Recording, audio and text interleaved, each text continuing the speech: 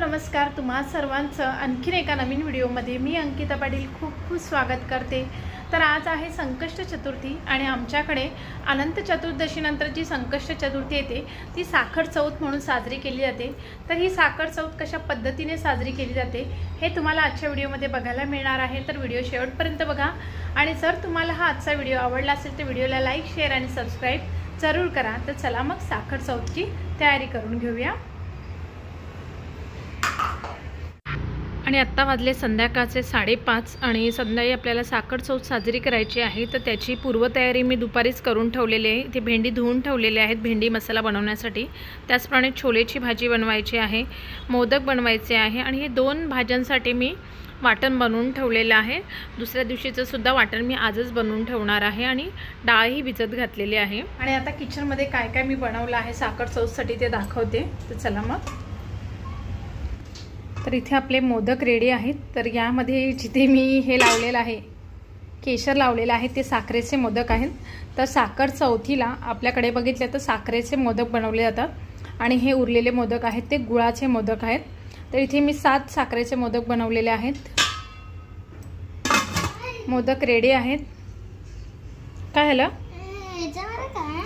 त्याच्यामध्ये मोदक मोदक रेडी आहेत। हे बघ मोदक बाप्पाचे मोदक,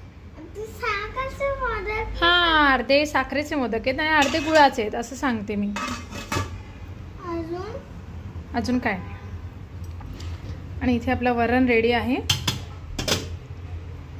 भेंडी फ्राय, रुईची फेवरेट भेंडी फ्राय आणि कोशिंबीर बनवायची आहे।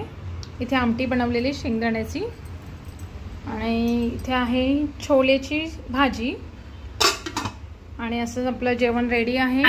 तर इथे आपला सगळा स्वयंपाक बनवून झालेला आहे। भात तेवढा मी बनवायचं ठेवला आहे, गरमागरम भात असेल तर छान लागतो म्हणून।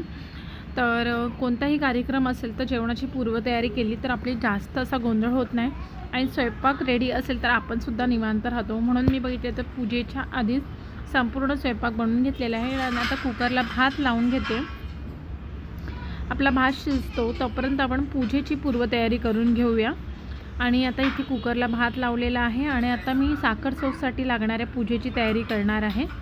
तर चला मग पूजेची तयारी करून घेऊया। तर यावेळी साखर चौथची पूजा ही हॉलमध्ये करणार आहोत।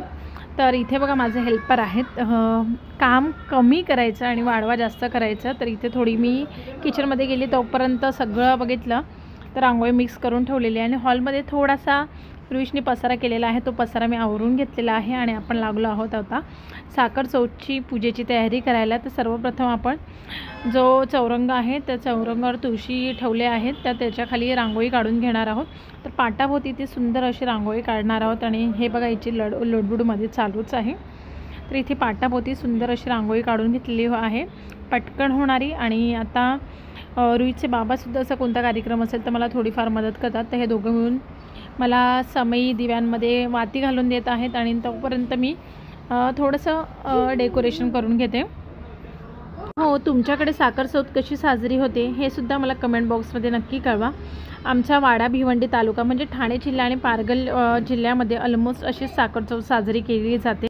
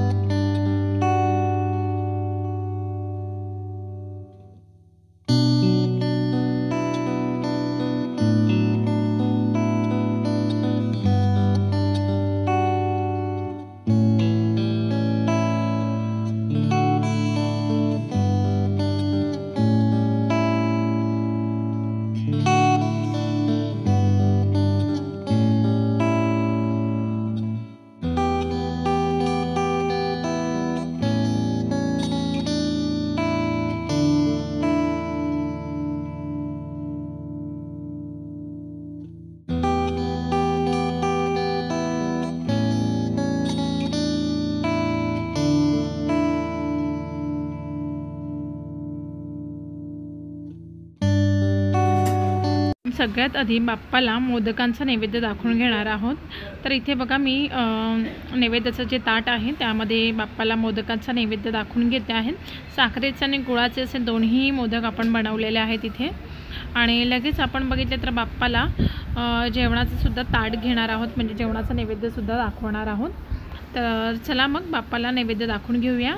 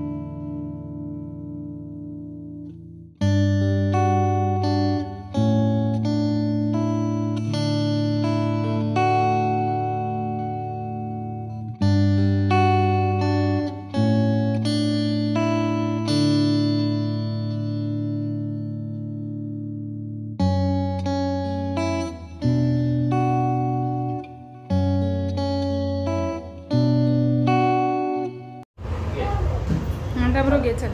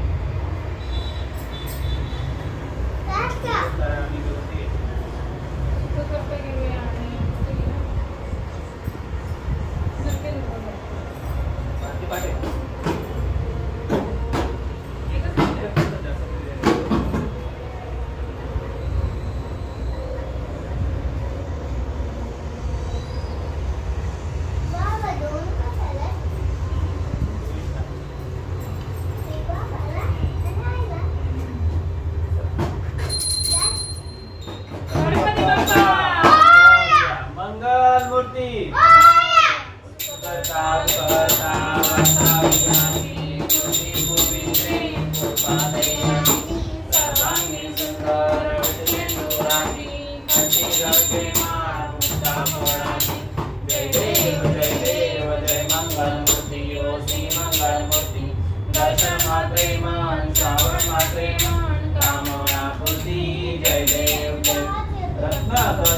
करातील गौरी कुंभा चंदनाची कोटी कुंकुम केशरा ये गणित मुकुट शोभतो भरा देव जय मंगलमूर्ती होती मंगलमूर्ती दर्शन मात्रे मान श्रावण मात्रे मान कामनाभूती जय देव जय लखो जगदीतांबर परिवर मंगळा शरण सोंड वक्र वक्राती नैना दास रामाचा वैपाय सगळा संकटी पाहावे निर्माणी रक्षावे शिवार वंदना जय देव जय मंगलमूर्ती ओ श्री मंगलमूर्ती दर्शन मात्रे मान श्रावण मात्रे मान कामनाभूती जय देव जय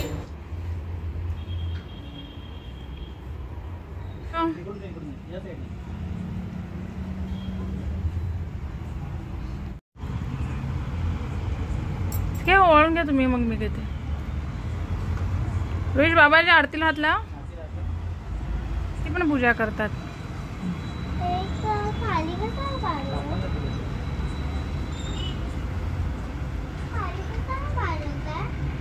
बापाला दिलं नमस्कार कर नमस्कार चंदमामाला नमस्कार कर.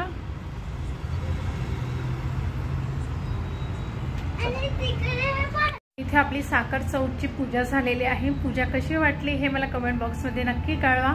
तर आजचा व्हिडिओ इथेच संपतोय. लवकरच भेटूया एका नवीन व्हिडिओसह. तोपर्यंत बाय बाय.